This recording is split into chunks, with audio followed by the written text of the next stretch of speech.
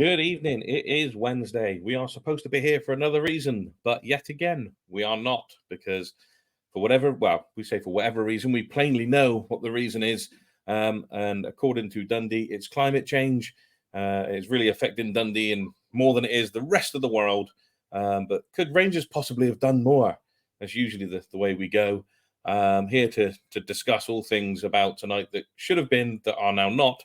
I have Scott Kerr and Mark hanging around the Norfolk coastline on an oil rig that is hopefully still stable. It's quite windy down here. I don't know if you can feel that where he is. Evening, fellas. How are we doing? Not bad at all, mate. How's yourself?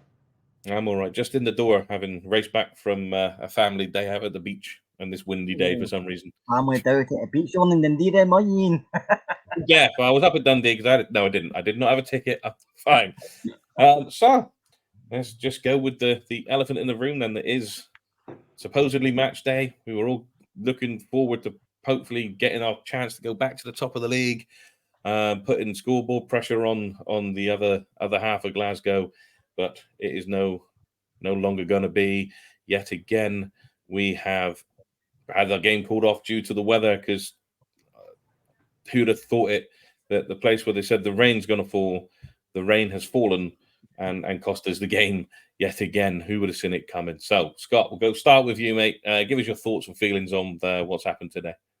It's just shambolic, isn't it? It's embarrassing. It's people look at Scottish football and other down south and other places and slag us off, but things like this, actually, we can't stick up for ourselves, because everybody's seen this coming. Bar Dundee, and they probably would admit it as well. What's happening?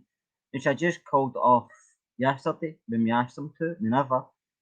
They also didn't have any contingency plans in place, which do we blame Dundee fully? We probably do, because they knew this part wasn't playable most of the season. It's only the first time it's happened.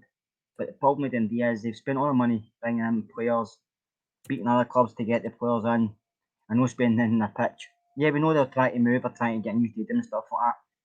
So they don't want to spend too much money. It's like selling your house. They don't want to do a lot in your house because you're trying to sell it. But that's not anybody else's issue apart from theirs. The park should be up to standard for the professional football league, and it isn't. And everybody else is looking and thinking, what the hell's going on? Do you know what I mean? And people say about Sky not giving us money for the league. We can't justify that now. That's two live games in a row. It's been cancelled. Yet we can't turn and say, why don't we get enough money? Like, well, you can't even get the games on. So what we're paying you for? I just think it's shambolic. The SPFL, I've not said a word. Then they're getting away with it again, and people like Neil Doncaster doesn't really open his mouth until he's told to, does he? Very true, he does not. Now, I'm aware we've got a bit of a technical issue that YouTube has not gone live. Facebook and X are, but YouTube at the moment doesn't seem to be. I am trying to sort that out, and I will get there as quick as I possibly can. It's never happened to me on a pod before, so it's the first thing for me, so I don't know how to sort it. I am trying my best to get it done. So if you can flip over to Facebook or X for the time being until we get YouTube up and running, that'd be great. Mark, just carry on from where Scott left off while I try to sort this out. Yeah, no, I think it's an absolute shambles. I think it was a shambles the first time. I think professional football needs better standards of pitches. I mean, this isn't a new thing. We've kicked to death plastic pitches. The standards for that for playing professional football, professional games. The fact that players can get injured, hurt, dangerous. I think that for me, something's fundamentally wrong with a club that is next door to another club that can play fixtures and has a pitch that is playable when they are not playable. Now, listen, it's Scottish weather. We're not going to ever be able to get that Scottish weather 100% right. But let's face it, we know that it is wet in Scotland. We know that it's cold in Scotland. We know that it's windy in Scotland. For me, the problem is that, see, if all pitches or majority of pitches are off, then that's what happens. These things happen. Then that is horrendous weather. I think that the fact that 99.9% of all other games are playable, that for me is a bigger issue. That for me is the fact that Dundee, I think it's been said in a few places today, and probably over the last couple of weeks, that they've spent a lot of money in players. They've spent a lot of money in trying to push for promotion, and then obviously trying to push for the top six, which is fair enough and it's their prerogative. But fundamental basics are that you cannot play football if your pitch is not playable. It's as simple as that. And I think that the basics are you need to get in place proper drainage, undersoil heating, covers if need be. If you know that your pitch is boggy, or susceptible to rain, then you need to bring in people that know how to deal with that and how to fix that. And I don't believe that's the case. And I think they've had previous that they've managed to get away with by pleading ignorant and pleading innocent. But this is happening too many times for them. I think that the Motherwell game was probably not playable, and I think that they managed by the skin of their teeth to play that game. And for me, I think they're putting players at risk. So I don't know. I think fundamental basics are you must have a playable pitch, you must have a safe stadium. So I mean, these are the basics, and this should be the bottom line. If you want to join the SPFL, that is a fundamental. That is one of the building blocks of you getting into this league, or getting into this sort of a this standard, sorry, of football. So for me, you they need to make, I'm saying that as well as the plastic pitches and stuff like that as well. Get shot of them, and understand that this is expensive to do, but listen, that needs to be the absolute minimum standard. Is you must have a grass pitch which is playable, with appropriate drainage, appropriate facilities. And if you've not got that, then you forfeit games. Once, okay, we can let that slip, but it's just getting beyond a joke now. Simple as that. Definitely. Well, we used to do it back when it was for standing. If you didn't have an all-seater stadium, you couldn't come up. So it should be the same for the pitch itself. If your pitch isn't up to standard to play in what is the top league in your country, then you shouldn't at all be there. But if you look at just down the road, I mean, you can throw a stone from one ground to the other and break a window. We all know that. If that game was to go ahead at Tannadice, for example, today, you know it's going to be on because, like you stated, they've got the drainage, they've got the system in place. Now, we all know that I cannot for the life of me pronounce the guy who runs the club at Dundee. Is it Niems or something like that? But we all know that they're looking to move away from what is now the Scott Foam Stadium or Dens Park, whatever you want to call it, and into something new. So they're not going to spend any money whatsoever on that pitch. So now that we've got the game called off again, this is what 6-7 games this season they've had called off. Our paymasters in Sky will not be happy. What happens now to Dundee, Scott? What happens? How do we solve this? Is it a case of, do you know what? Forget it. We'll forfeit it. We'll. And I know this wouldn't go down well with the opposite side of the city. We give Rangers the 3 points for this game as a punishment to you. You get no points and possibly lose your top 6 spot with, as you said before we came on, with Killian Hibbs due to play each other in vying for that top 6 spot. Where do we go from here? What happens to Dundee is nothing. Nothing will happen to them because the SPFL's been sitting watching this a lot of the season when it's been happening. Motherwell, when it happened, even Stuart Kettlewell came out and said Motherwell spent £1 million in the park. So he didn't have the luxury to go out and buy certain players or go for certain players because of that issue. Whereas Dundee's done nothing, but like you've said and I've said, they're trying to move. I don't know if they get any planning permission. I'm not sure what they've got in place, but by all accounts, they're trying to move. So he's not going to spend a lot of money on that part when you can spend it on a new stadium, try to build a new stadium. So the SPFL, if they're going to do something that they're in it by now, they'll no forfeit the points, no way. There's enough conspiracy theories in Scotland from the other side of the city. They're worse than Alex Jones. That would never happen. It wouldn't be allowed to happen. You know for a fact that wouldn't be allowed to happen. So If it's not on next week, then I don't know when it's going to be on. By the time Celtic go to Japan, who actually knows when it's going to be on? Because the way Scottish football is going just now, it's laughable. I mean, we could end up playing Hearts in semi-final, and we could still yet to be playing Dundee, because if the park's that bad, any sort of rainfall is going to make it unplayable, because the drainage system just isn't there. So I don't know what's going to happen to him. The SPL's not even SPFL's not even coming out and spoke.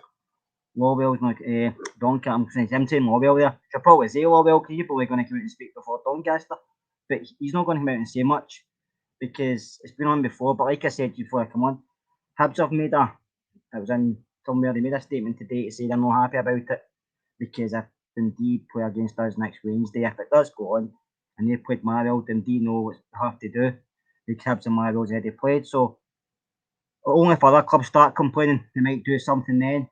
But if it's just us shouting, making statements and shouting mouth off, you know what the authorities are in Scotland. I'm not going to help us. They've not helped us in the past. I'm not going to start helping us now. So I'm hoping Dundee, I'm hoping Motherwell and Hibs maybe start saying more things the next few days, maybe to get this pushed along. But I'm not going to hold my breath. No, I kind of agree with you there that if it had been for the case that other clubs would actually get involved and moan about this, then something might happen. But we could shout the loudest, and still we can 100% right, which we would be in this case. Nobody will listen because it's us. But that's the situation we are faced. So obviously Dundee announced that the game was going to be postponed. One thing I will point out, though, with Don Robertson, not my favourite referee in the world, but he has spoken to Sky Sports, Mark, and he has said, we're going to go on the statement side of things for a bit, that fundamentally, from his point of view, he has to take the players' safety into consideration. It's not about the pitch being playable to get the game on for entertainment purposes. It's about whether the pitch is safe for the players and not putting them at risk. So from Don Robertson's point of view, and to make things nice and fair and equal, because we do tend to moan about the referees in Scotland quite a fair bit because we have reason to.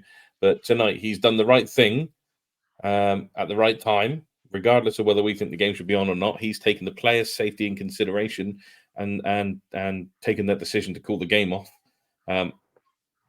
Because I think in his heart of hearts, even when he turned up at 11 o'clock, I think he knew that he'd be calling this game off today. So at least he's done the right thing.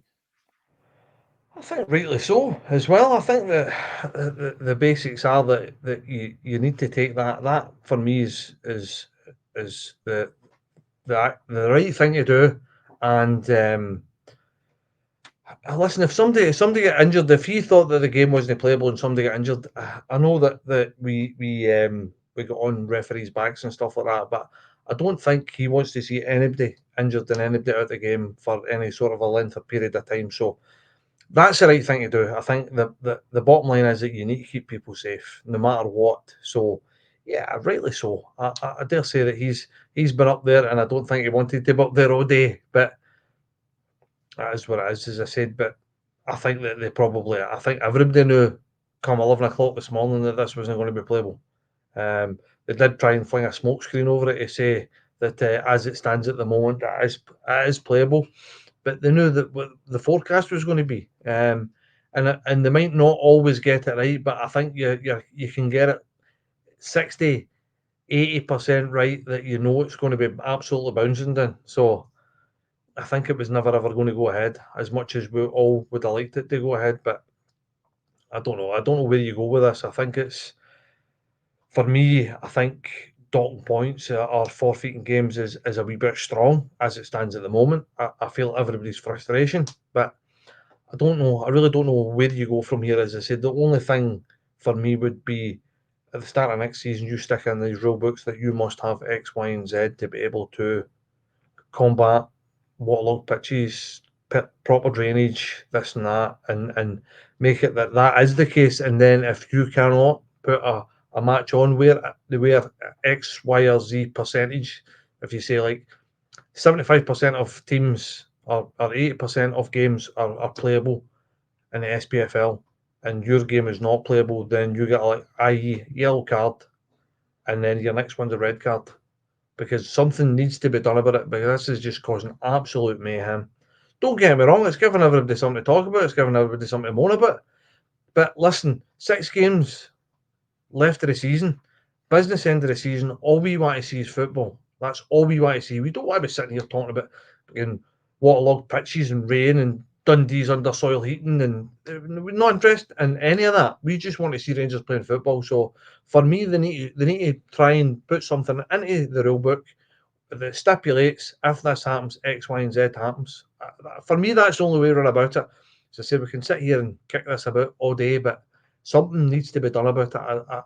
I think that us talking about it, SFA, SPFL talking about it, everybody else talking about it, something needs to be done. Less talk, more action. Agreed, but the only way you get the action usually is to talk about it, and if enough noises are made, the action normally follows. So we'll just have to wait and see on that one. Just to quickly to let you know, for anyone who is watching on Facebook and X, if you can let people know, if you know people who are sitting there patiently waiting for us to show up on YouTube, for some reason tonight, StreamYard and YouTube are not getting along. They're not talking to each other, so we can't get to go live on YouTube, which is unfortunate.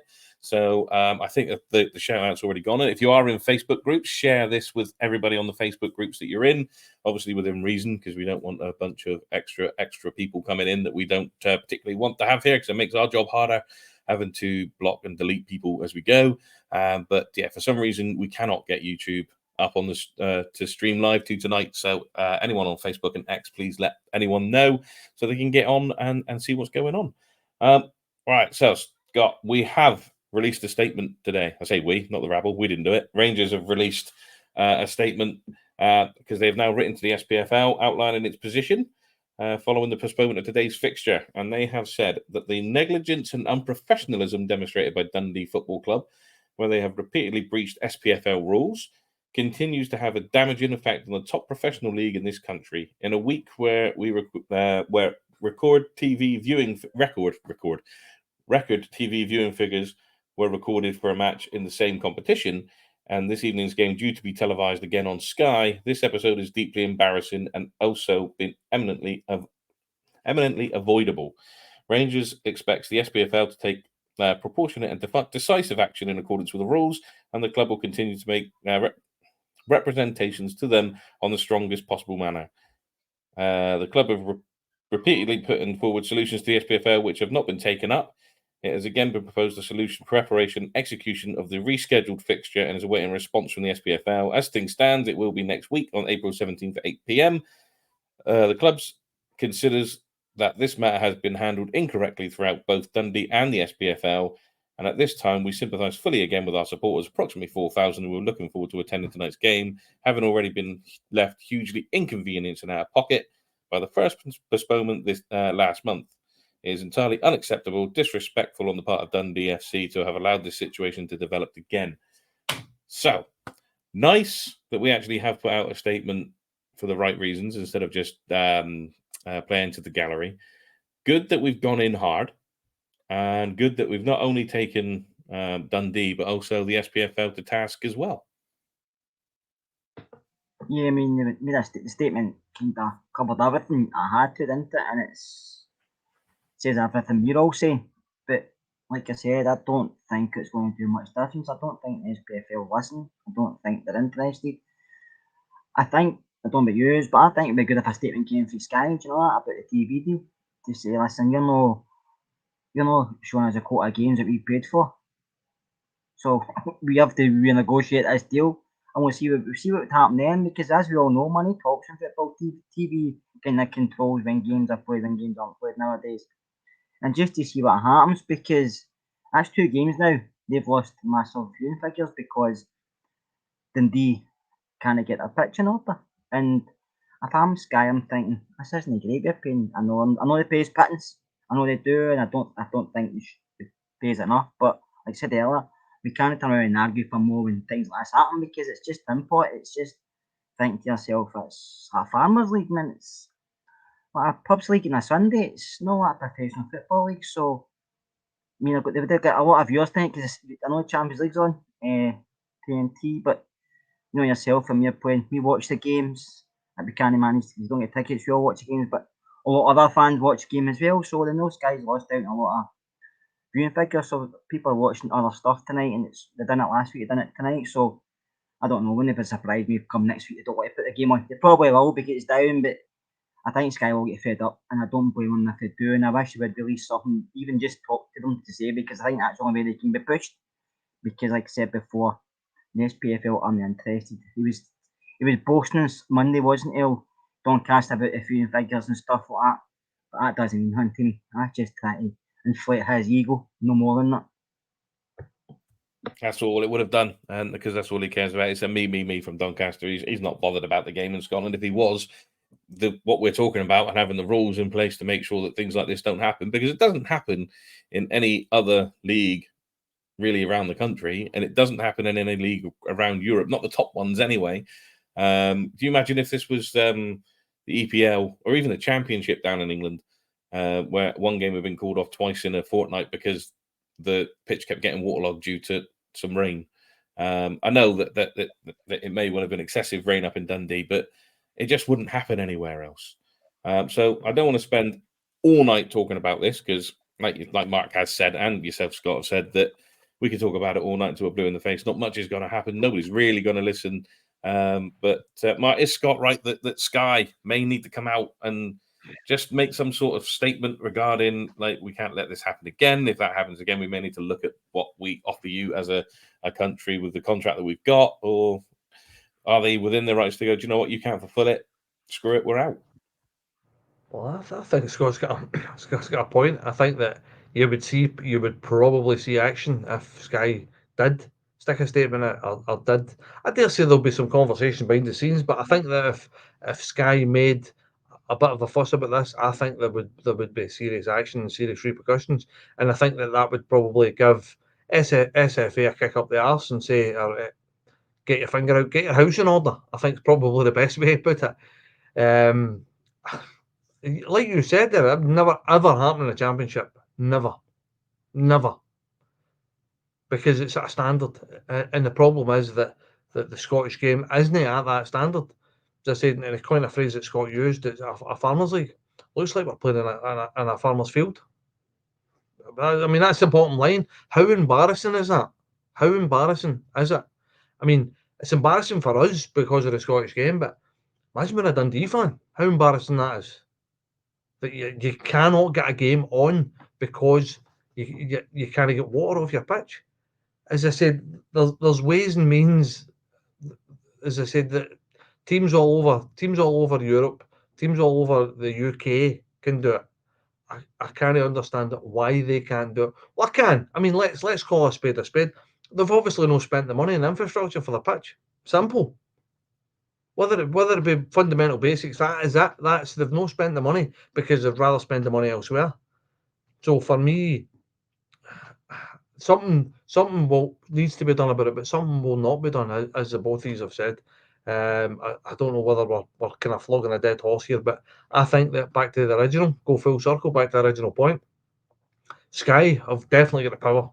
I mean, they've showed that in the Premier League, but I mean, I know everybody says it's a pittance, but that Sky money is a blood life for some of these clubs, especially your likes of your Dundees and your St Johnstones and even the likes of Kilmarnock and stuff like that. And pretty much what they say should go. I think that's all about the levels.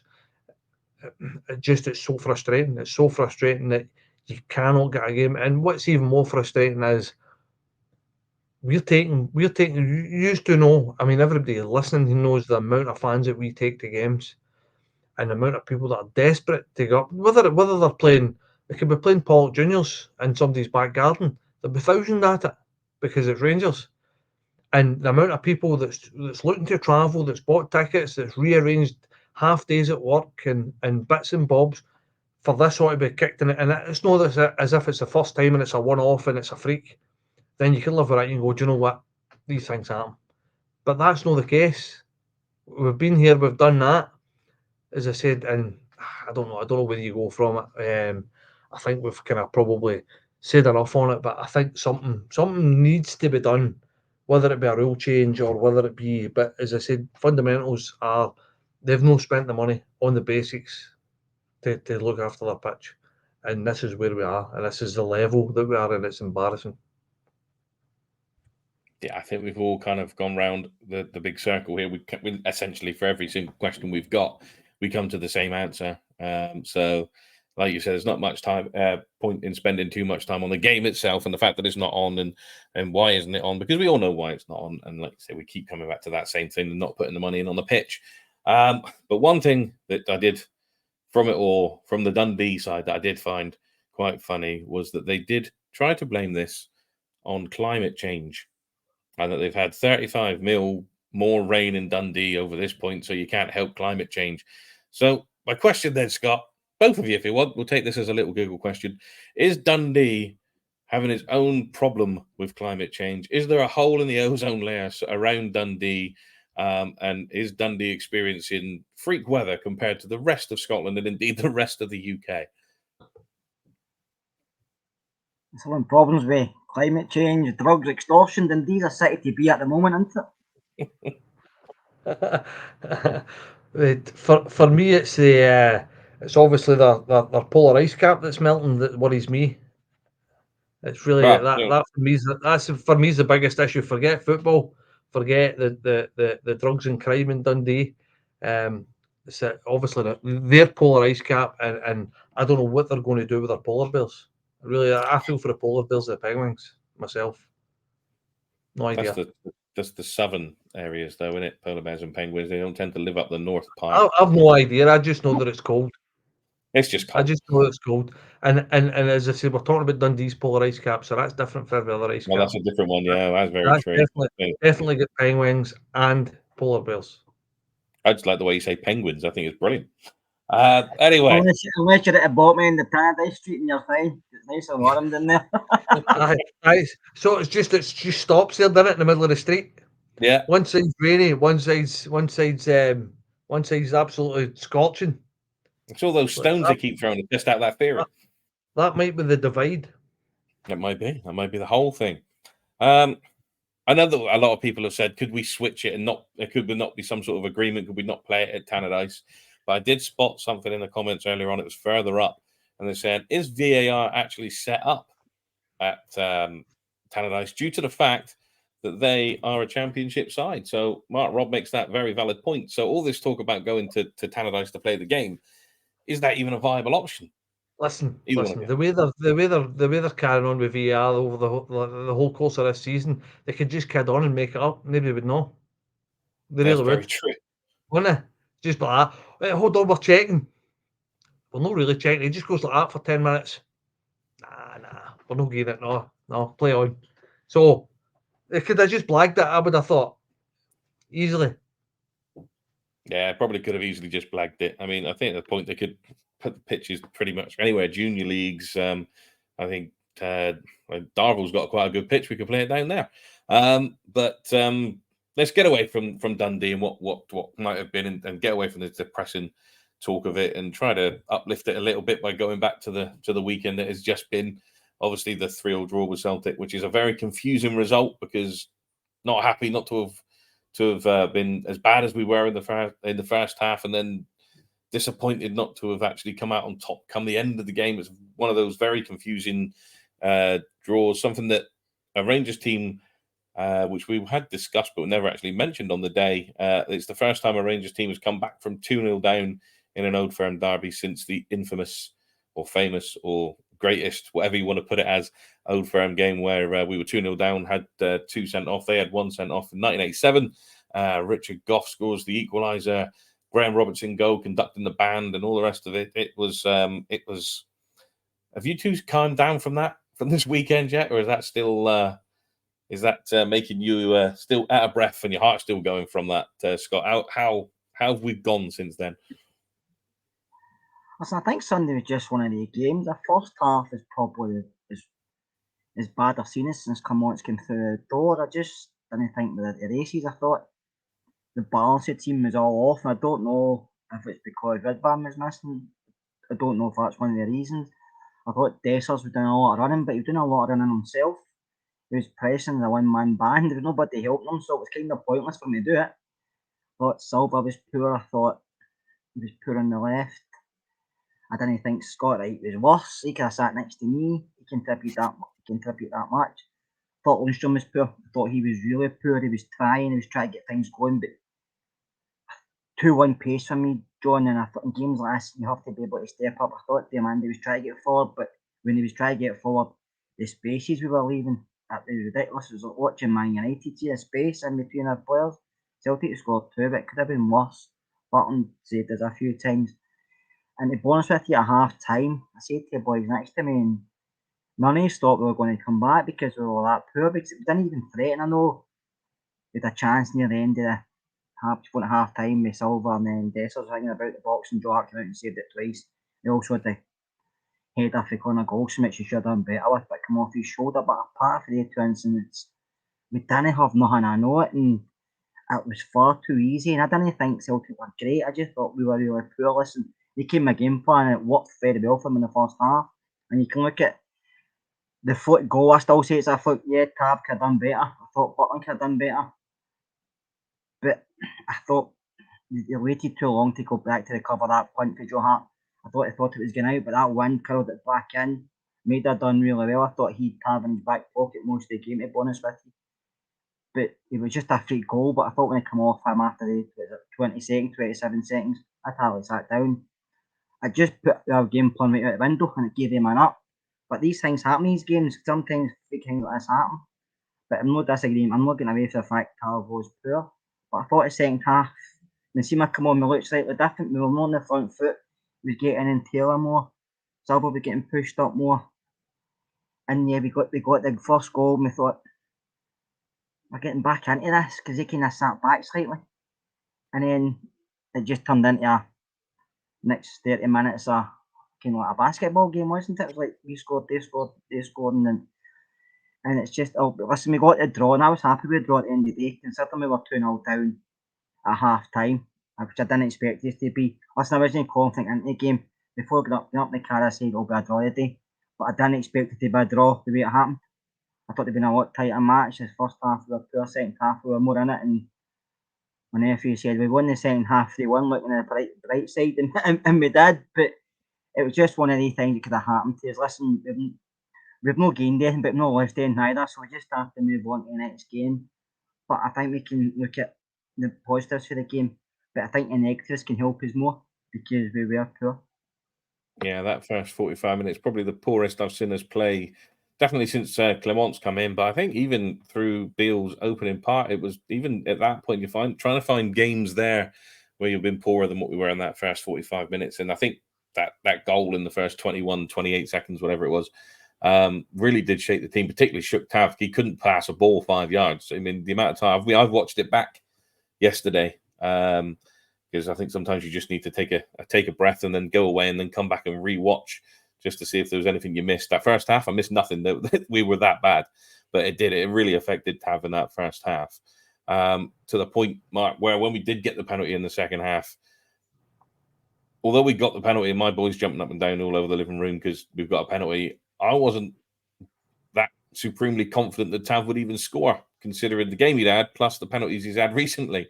And that even going 2-1, I didn't get a reaction from me. I just sat quietly, which is unusual for me because I'm normally up at the TV and screaming and shouting and being told by the wife that it's just a game and sit down and then threatening divorce and that sort of stuff. But going into that second half then, and obviously Scott's concentrated on the first half a fair bit, how relieved were you to see us actually have a little bit about us and go at it and try to get back into the game, and eventually obviously being quite, should have been really with the possibility of winning it? Yeah, I mean, my thoughts were quite similar to both of you guys with the first half. I think when that goal went in, the game plan get flung out the window. And I think that for probably a good 10, 15, maybe even 20 minutes, a lot of the players kind of seemed overawed by the occasion.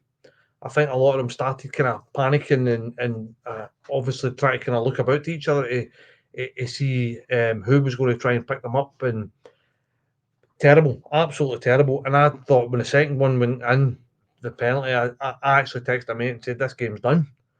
So I proceeded then to get drunk because I was like, sack this. I don't know how many other people done that, but I was like, sack this. And as I said, second half was honestly like watching a different team. It really, really was. I think that, as Scott said there, Scott Wright I understand why he started him, because at the end of the day, it was only the only right-sided attacking player that we could have started. I think we were struggling. I think that probably Sterling would have started if it hadn't been for Ridvan.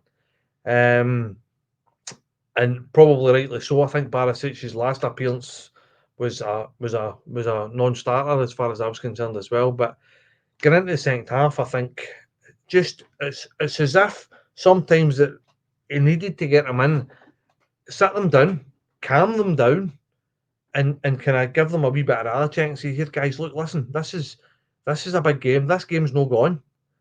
Let's get back into it. Let's go for it and at least win the second half. And a couple of changes righted probably the wrongs that I thought that he started with. And even like a lot of players that have been doing it recently, I thought Lawrence was non-existent. He was hiding. And I don't know, like I said, I think some of them, the occasion was too big for him. I think once that first goal went in, everybody was like, whoa. I thought Tavernier was poor. I thought Goldson was poor. And a wee thought sprang into my mind that the ones that were poor and were shaky and looked kind of off were the ones that have been here and meant to have been tried and tested and done it over the piece. The ones that have been here for the last 5 year, 4 year, your kind of senior players, Goldson, Tavernier, Lundstrom. I thought Lawrence, being maybe not an elder statesman as such, but an experienced man that's played in big games and closer to 30 than he is to 21. You know what I mean? These guys that the younger ones probably would have looked to get a bit of guidance from. All them were, as you said, they couldn't pass the ball 10 yards, panicking, no thinking about the game, playing the easy ball. But as I said, the second half, we were on the front foot, and it was as if, to a certain extent, we'd went, look, we've nothing to lose here. Let's just go for it. And sometimes, I mean, a lot of managers over the years in an Old Firm game 2-0 down would have just been like, you know what, let's shut up shop, man. Let's not take an absolute hammering here. Let's just we'll try and sneak one later on in the game, but let's kind of shut up shop, bring another centre half on, or another centre mid. Let's kind of get structured, get solid, get hard to beat, and then we'll maybe fling somebody with pace on the last 10-15 minutes. But that's not what he done. He done positive moves, positive substitutions, brought players on that actually went at him. So for me, that's that. No praising Clement, but I would say that Clement righted his wrong that he done for the start of the game. So as I said, and moving on to that, exact same as what you said as well. Tavernier, I thought when Tavernier stepped up to take that penalty, I literally was behind the sofa because I didn't think he was going to put it away, and he took one of the best penalties I think I've seen him done straight in a postage stamp. I'm just reading this. Yeah, so as I said, positive. The whole second half was positive. I'll let you carry on and talk more about it because I've talked enough piss. It was. You look at it overall, they won the first half 2-0. We won the second half 3-1. Because then came Seema, who hit one, and then fair play to Callum McGregor getting his second goal at Ibrox at the Copeland End. For a boyhood Rangers fan, it must be the thing that dreams are made of.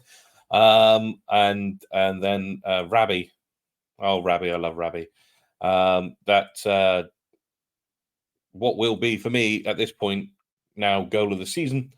Fires wanting to make it 3 each after we'd gone through a range of emotions from getting back to 2 each to going down to 3-2 almost immediately, and then Rabbe pulls that out of the bag. Scott, what a way for Scottish football to actually put itself on Sky with a record crowd watching on Sky of 1.4 million, just over watching. What a way for Rangers and Celtic to actually give our product actually something to look at and smile about. Yeah, for a neutral fan, it was a good spectacle, wasn't it? It was full of goals, full of incidents, and full of controversy, as things usually are, depending what side of the fence you're sitting on.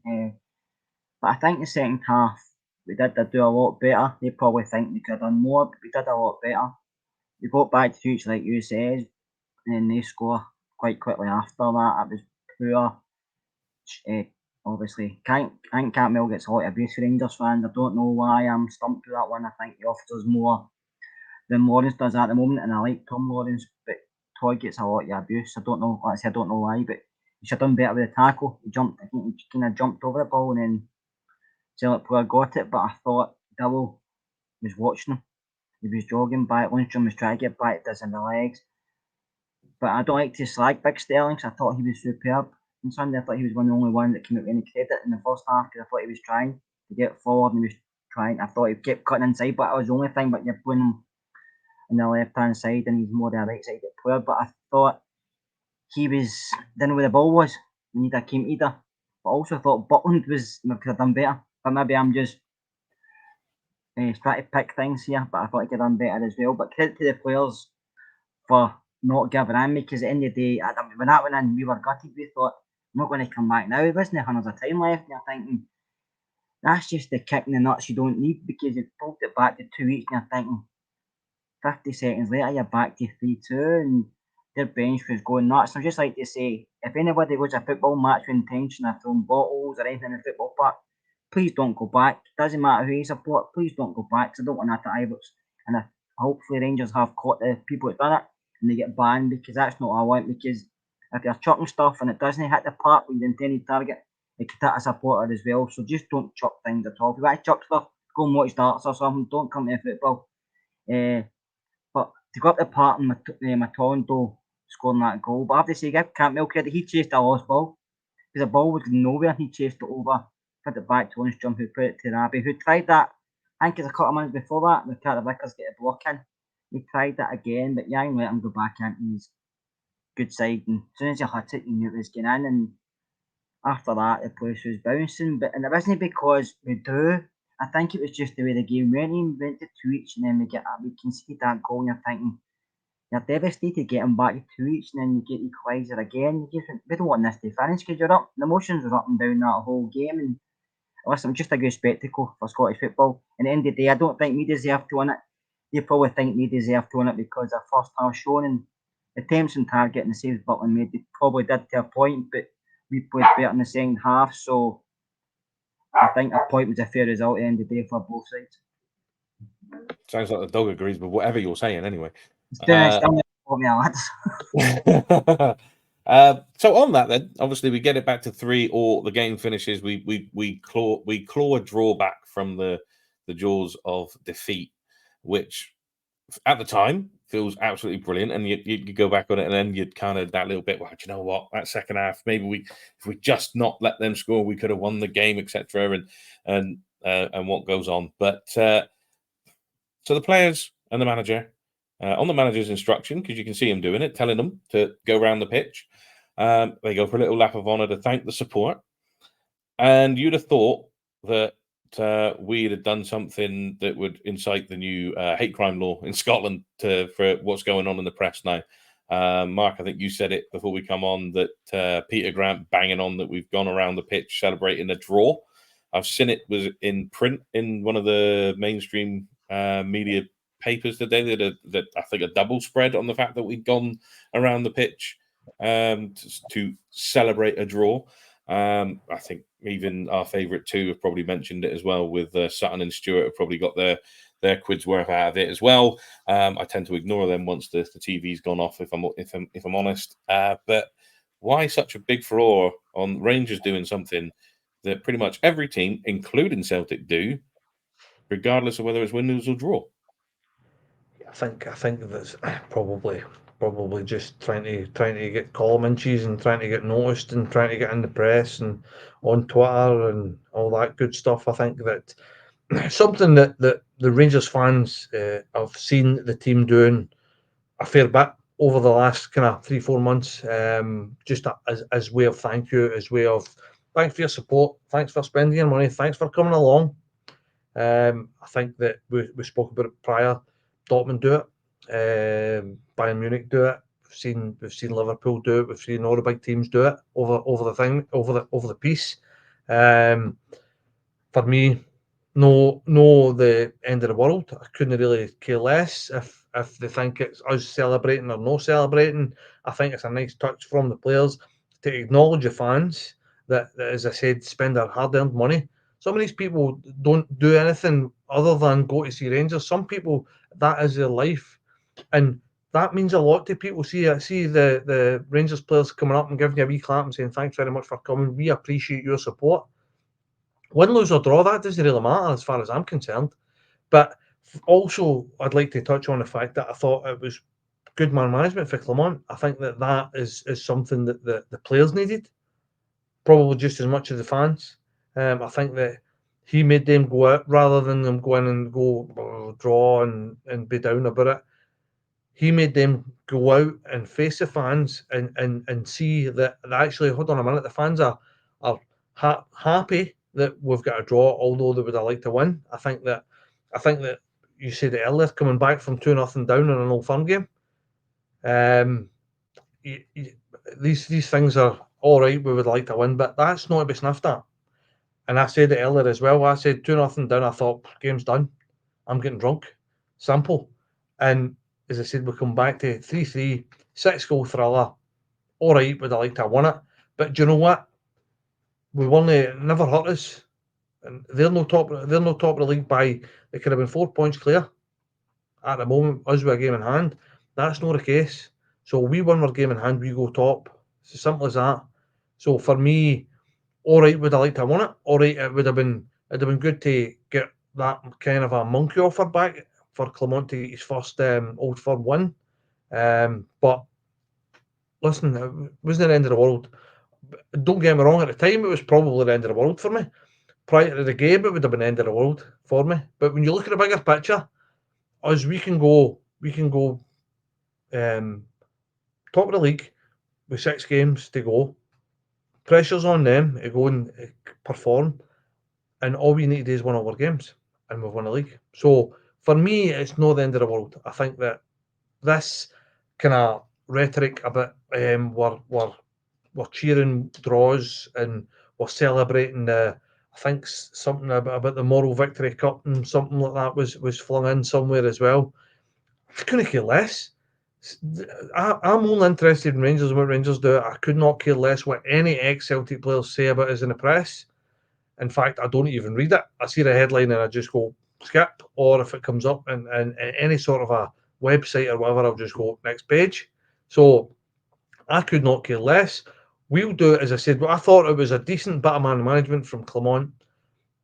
I don't see any issue with it. And listen, they've spent the whole season celebrating madly, scoring late winners. They must have done it 6, 7, 8 times this season. So people in glass houses should they throw stones, as far as I'm concerned. Nearly for the first time tonight. Did we go on mute there? I'm not letting it happen. Not tonight. We're gonna remain as we are, very professional as it's been tonight. Yeah, another one who mentioned it actually was on the. I mean, I don't know if you saw it, Scott, because you'd have been at the game. Mark, I don't know if you heard it, but Neil Lennon was the person to start that, who said that call him old-fashioned, but he doesn't see going around celebrating a draw at the end of the game. The done thing. Obviously forgetting his aeroplane impression from the 5-5 game against probably one of the worst Rangers teams we've ever had. So people in glass houses and all the rest of it, like you say. So we'll take it a little bit full circle then, and we'll go backwards. I was going to talk about the bottle throwing incident, but I think you covered it fairly well, Scott. So we'll just we'll cover back round to it. Kind of goes full circle because it is involving the Dundee game.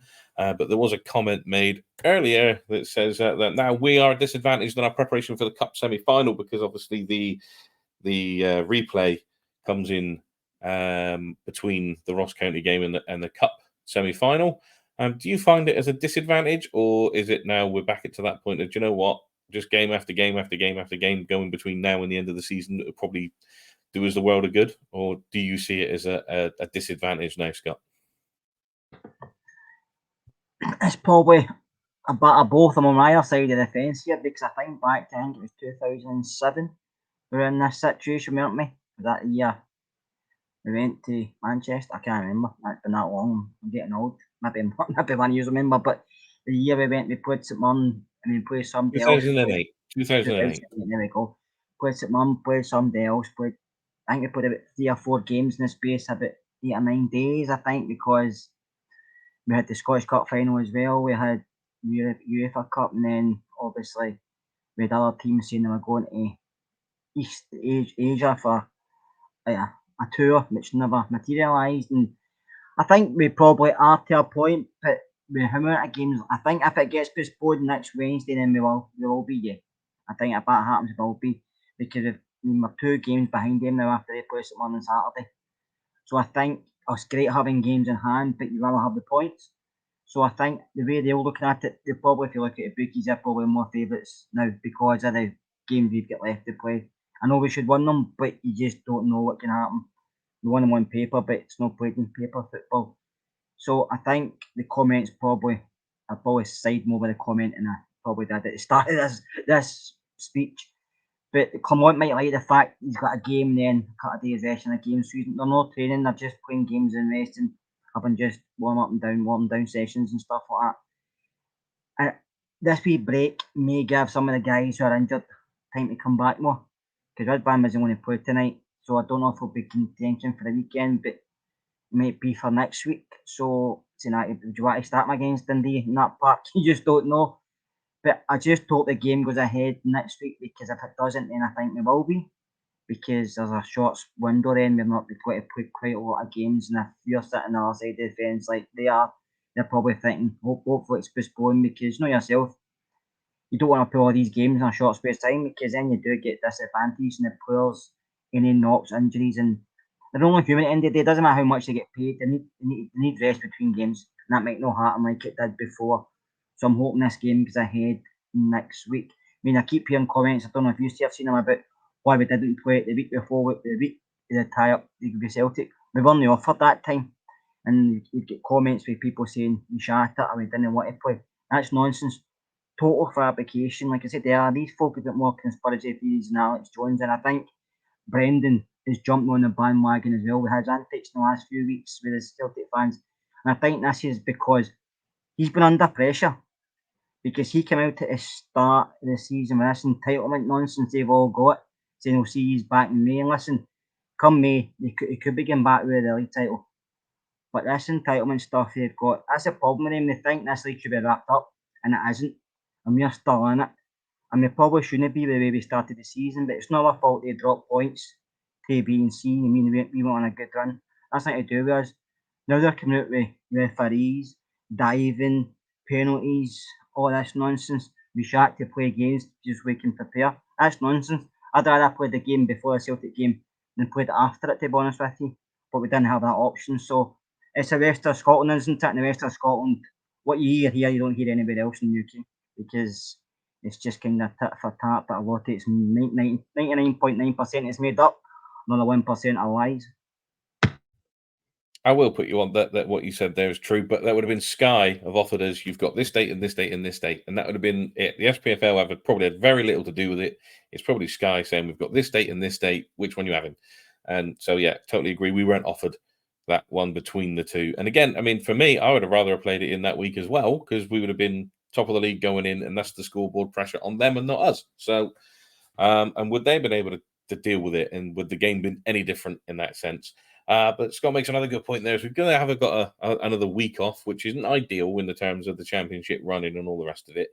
But it does give the likes of Seema, Ridvan, Matondo, and a few others, Kieran Dow now back in as well, because he came in out of nowhere on Sunday, the chance to train a little bit more with the rest of the team, to get their fitness levels up. I know that the fitness and match day fitness are two separate things, but it gives them a chance to get a few more training sessions in the legs as well going forward. So is it, as disappointing as it is, and as much as a pain in the backside that it is it in a weird way a good thing for those players that are just returning from injury, just to get a few more training sessions in the legs and a few more training sessions with their teammates, Mark? Yeah, I think so, but I kind of side with Kerr's comments there. I'd rather have the points on the board than have to play these games. I had no doubts that we would go there and win tonight. I've no doubts, and I've said it before in this pod. It's because of Clement and the mentality he's put into this side. Whereas start of the season, early part of the season, I would struggle. I'll honestly admit that I thought, whoa, every game was a potential banana skin. Whereas I'm quite confident in this side, no matter what side that they put out, that we can go and get points and get the job done. So for me, I would rather have played the game, got the points on the board, and moved on. But I can see the other point as well, that Ridvan and a few of the other ones gives them another few days to get a bit fitter and stuff like that, which is also good. But for me, I'd 100% take the points every day of the week. Yeah, can't disagree with that. Can't disagree with that. Points are fundamentally what wins prizes at the end of the day. So unless you two have got anything else you want to talk about tonight, I think we've done quite well to get 55 minutes out of this. So if you're happy, then we will call it. I just like to say one thing. I heard the manager today talking about Silva, saying he's had word with him about obviously his antics at weekend, which, to be honest with you, weren't great. Especially, it's not even as much if he was getting fouled, it's the way he was acting after he was getting fouled. He was rolling about, throwing himself about. I don't like any player doing it, and especially like a Rangers player doing it, because it's embarrassing. And if I was coaching that side, Mark would say the same. You'd probably say to yourself, just get up and stop acting the clown. But because he gets up and he runs about daft, and see it on the TV, you see players doing it, you're thinking, what are you all about? But when you're doing it with the team you support, it is embarrassing. But I will say a couple of challenges he got were bad challenges. So he is a bit of a diver, but I think the manager should have said to him, enough's enough. Because as a talented player, we've got to remember he's only 21 as well. He's keeping in our country, he's cost a lot of money for Wales, he's been on loan here. They'll probably not come back here, so he's playing a game that will be get the best of him. But he should stop these things, because the reputation, you might take it elsewhere. And maybe that's the reason why the penalty was awarded and he get booked, because of his previous incidents with. It's not to say it wasn't a penalty, because it was a penalty looking back, but I just think for his own sake he's got to do less of that, because he is a very good footballer. He should just stick to what he does best and stop the rolling about and stop the. Because if you're that injured, you know yourself, Martin, if you're that injured, you don't know about that, because you're in agony, you can't move, but it's rolling about like side to side, legs and arms everywhere. It's just embarrassing. So I know he's not listening, but hopefully Fabio Silva just sticks to playing football and does less of the acting. I think he get caught up. I think he get caught up in the emotion of the game. I think that you do see, because he's a big lad and stuff like that, and he's been about. You've heard his name for years.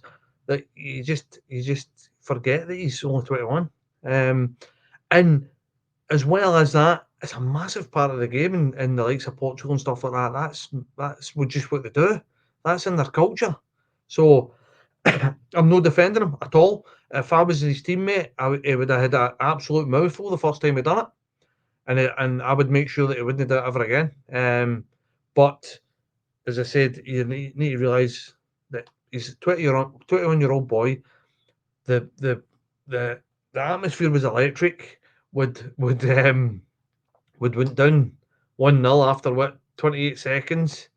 There was a lot of craziness going on, but I'm not making excuses for him. As I said, that for me is fundamentals. Get your ass up, stop a carry on, and get on with it. And don't ever do it again. If you're hurt, get down, and if you're injured, that's all right. If you're serious, but don't be doing that rolling about piss and screaming and as if somebody's shot you for the sideline. Just get your ass up and get on with it. And that's a fundamental in Scotland as well. That's just very much frowned upon. But as I said, his culture and Portugal and stuff like that, it's just what they do. That's continental stuff. But no, hopefully we don't see that from him again. And I think Kevin Williamson makes a very good point there, that without VAR, we would not have had that pen because of his behaviour. The one that sticks out for me is the Alistair Johnston moment where he blocks him off. He got the booking for it, but he lies on the floor. He doesn't think anything's going to happen, so he starts kicking about, holding his face, rolling around. And I'm screaming at the TV, telling him just to get up. I'm like, literally, just get him up, get him off, and get someone else on. I don't care who it is. I'd have put McCrory in his place if that was all we had left to do, because that is unacceptable. And when he went down for the penalty, I didn't shout for a penalty because that very reason, like Kevin's saying, because the way he'd been acting, I just assumed he had dived and that Beaton had got it right. But it wasn't until... I don't know if you or Marco know these things, but I remember my Sunday and that, and you're taking to the supermarket, and that was usually for some sweeties or a magazine or something, going about, I want something, I want something. Yeah. That's how it was going on, so that way. But listen, another thing, just to say, I mean, Mark, you're involved in football, you know yourself, when you get a tackle in, even if you do connect with the ball, and any way you follow through, it's a free kick. That's the way football is nowadays. It's no, years ago it wasn't, but nowadays it is. I don't like the rule, but that's the way football is. So for all these people out there, it's saying, well, Johnson touched the ball, so it wasn't a penalty, but he also touched the man. You can't do both anymore. Granted, I wish you could, because I wish football was back the way it was when I was growing up. But we actively get taught that when we were young. Take a man and the ball. Aye. Simple. You get taught that you threw him. Take the ball, take a man. That was get it. the ball And first, you- everyone will be you- fine. You've had bloody 30 years of somebody telling you that, and now all of a sudden there's somebody saying that's a Maybe foul. coaches saying to you, win the ball, but then don't follow through. But Yeah. if you win the ball, you can't stop yourself from following through. Do you know what I mean? Because every time you stop mid tackle, you can't. So no, but my old man always used to say, if you can't take the ball, take the man. That's what he used to tell me, and I wouldn't get away with it these days. Can't do it anymore. Just one last thing before we do go. Our Craig's put something in the WhatsApp group, and he's saying that there's a guy that travelled up from Wales to watch the first game against Dundee, only for it to be called off. Him and his boy travelled up again today to watch the game, only for it to be called off.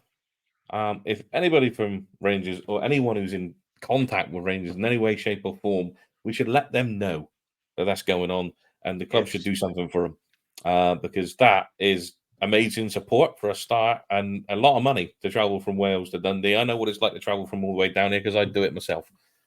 So I think just on that, I thought that get picked up in the first game, and I think somebody helped him out with the second game. I can remember something about it. I'm not 100% hospitality day at Ibrox or something.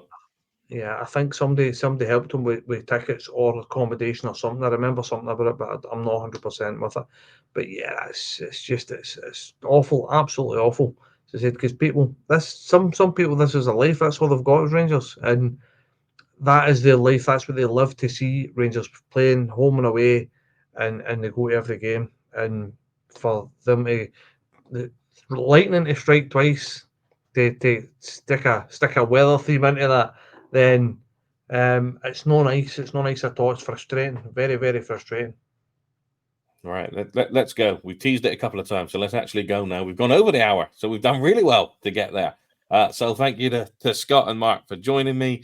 Just to let you know that we will return on Friday, if not before. There might be, I don't know if there's anything planned for tomorrow, but I definitely know that there is something for Friday with the Rabble Extra.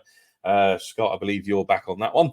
And then there's obviously the build-up and the match reaction for Ross County, which, according to what I can see, Mark's on both of those. So you get to see the laird on there, depending on the weather, obviously. I don't know if I'm going to make it. I don't think I'll make that, but we'll see. We'll see. We'll see. Well, they'll just have to go, because I don't think I can do the weekend this weekend. It's the weather. The Marquez is murder. Yeah, it's murder down here. It's horrible, windy. I'm not going to wear light thing right out. It really does. So do come back in for those shows. I believe there is an SPFL show going out on Sunday as well. So we will see you all then. But for tonight, that is us. We are done. So we will see you next time. Thank you very much for being here.